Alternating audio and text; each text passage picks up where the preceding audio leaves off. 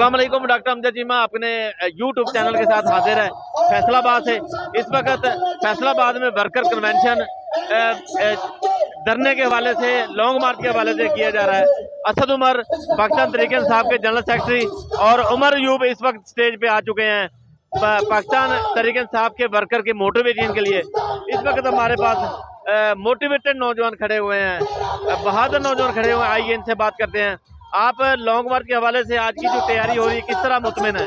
जी बिस्मिल्लाहिर्रहमानिर्रहीम। जैसे कि आप सबने हमारे मार्च की स्पीड और आवाम के रश को देखा है, इसी को मद्देनजर रखते हुए खान साहब ने एक तो नया शेड्यूल जारी कर दिया है। वो आप सबको सोशल मीडिया पे मुतलका ग्रुप में फ्राहम कर दिया जा रहा है और इस वक्त काफ़ी लोगों को पता चल चुका है, क्योंकि आवाम के रश की वजह से हमारा काफिला बहुत स्लो चल रहा है। तो आहिस्ता आहिस्ता अपने मुकाम की जानिब आगे बढ़ रहा है।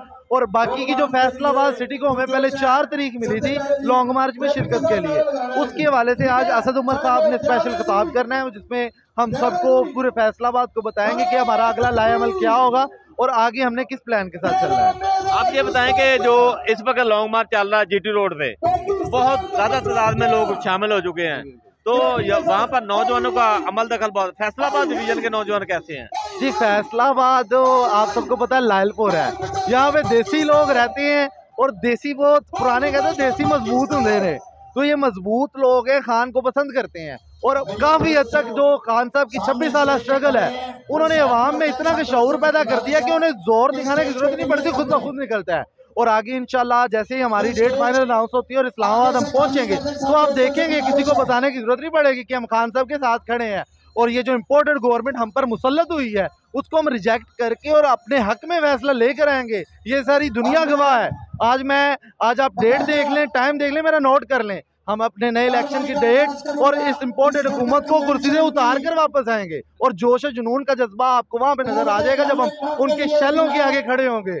हमें अगर वहाँ पे तोपें भी आगे उनके नीचे लेटना पड़ा, हम लेट जाएंगे। हमने अपने मुल्क की आज़ादी की खातिर लड़ना है, अपनी बका की जंग के लिए लड़ना है, अपने आने वाले बच्चों के मुस्तकबिल के लिए लड़ना है। और ये मुझे कहने की जरूरत तो नहीं, फिर भी कह देता हूँ कि इस वक्त पूरी दुनिया जो मीडिया बरादरी पे इन्होंने अटैक किया, अरशद शरीफ साहब के साथ हुआ है और सबने आपने देखा है।